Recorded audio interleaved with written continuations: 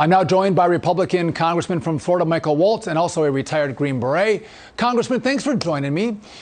So listen, you had, and I'm heartened to hear this, and I want to get your take. You had the military men and women on the ground actually warning the White House and the State Department that the Taliban was moving really quickly and they needed to take a different course of action. The White House failed to act, but at least the military got it right. Does that hearten you to know that at least the military men and women got the ground?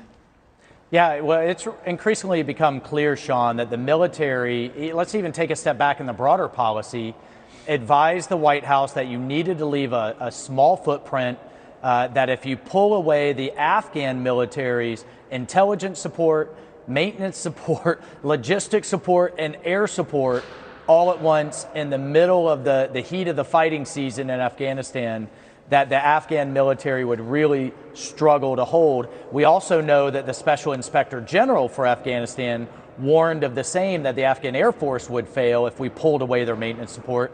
Biden didn't listen. It's clear that he came in believing he was the smartest guy in the room. He had a chip on his shoulder back from the Obama days when he thought we should have just completely pulled out back then. Guess what? We did that over in Iraq, and that led to the rise of the ISIS caliphate. Now we have repeated that same strategic mistake. Now we have the Taliban caliphate, and ISIS and Al-Qaeda fully intend to hit us again. So what you're saying is this was not pure military brilliance. I mean, a junior in high school probably could have seen they needed more assets on the ground and shouldn't have pulled out so fast. But what got me with this story was that this was reported in the Washington Post, and they got the report from a Freedom of Information request that they put in. But they didn't actually release the report to the American people. I mean, we should actually know this. They should have let us know what our commanders were saying on the ground and the failings of the White House and the State Department, right? No, it's absolutely right. And I tell you what, who deserves the answer the most are those 13 Gold Star families, right? Whose sons and daughters shouldn't have been trying to defend an airfield sitting in the middle of a population of 4 million people in Kabul, trusting the Taliban, this kind of notion of good terrorists are going to help us against the really, really bad terrorists. That was a failed strategy all along. And they deserve answers. Now, there's been this commission that's come out of Congress, but you know how that works, Sean. That's They're right. not going to deliver a report for 3 years. This is political foot dragging. Biden knows what a disaster this was, and we are not getting the answers. The American people aren't getting the answers, but most of all, those families aren't getting the answers and the accountability that they deserve. But I also think the families and American citizens, when there's such a failure like this, they want someone to be held accountable. I mean, should Mark Milley be accountable? Should Lloyd Austin be accountable? I mean, no one has been accountable at all for this failure. Yeah. Look, even the Dutch defense minister resigned over over this debacle. But I think at the end of the day, it lies in the White House. Biden was honest in saying the buck stops with him. I think the decision was made by him against the advice of the military.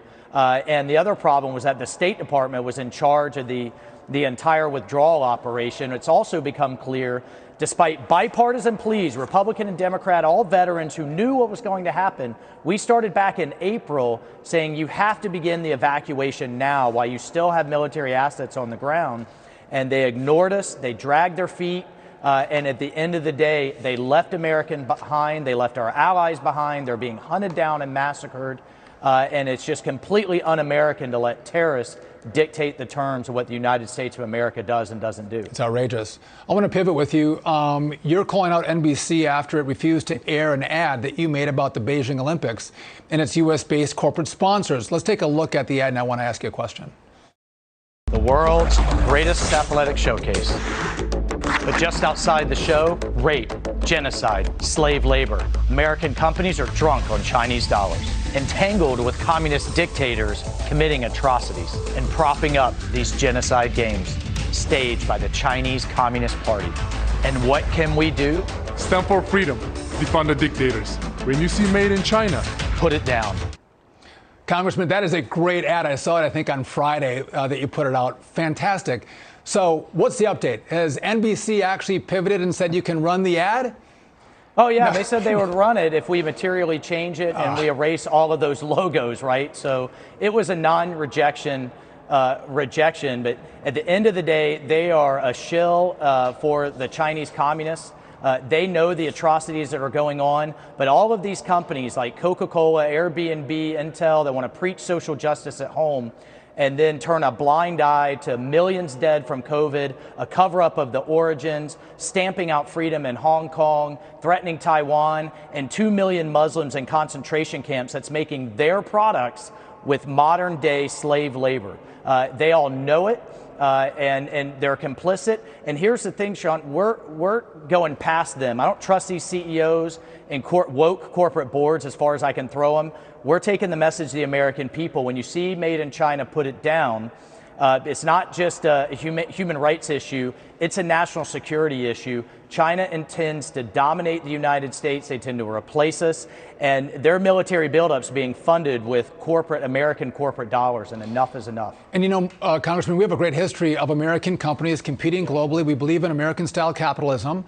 It's a good thing. Absolutely. But today we have American corporations that are willing to sell out our country and our countrymen for the benefit of China and at our expense. And so I'm so happy that you're calling them out. I mean, you have, what, Procter & Gamble calling out America for systemic racism, but also then a sponsor of the ad and says nothing about the atrocities in China. Yeah, no, that's absolutely right. I mean, these poor people have their heads shaved, loaded on rail cars, sent to concentration camps. The women, Sean, are forced to be sterilized. If they're pregnant, they have forced abortions, and then they're sent into cotton fields. That then's the cotton that Nike uses, or they're sent to manufacture computer chips that Intel uses. They're sent into the fields at the end of the barrel of a gun. And all of these woke corporations want to pretend it's not happening. And we're not going to let them get away with it. And, you know, in the meantime, Olympic ratings are in the tank. I heard from some colleagues from a diner in my district that the waitress refused to turn on the Olympics when asked by a patron, said, "We don't support genocide." So the American people are getting the message. They have a conscience. They know what's at stake. And, you know, again, Made in America is a national security issue as much as it is a jobs and human rights issue. You know, Congressman, I love the Olympics. Right? I haven't watched it at all. Good. But what's happening here is 1940s Germany, and that American companies are complicit is I mean, it's outrageous. And thank you for standing up and pushing back. Let's buy in America. Thanks for joining me tonight. I appreciate it. Okay, thanks, Sean. All right.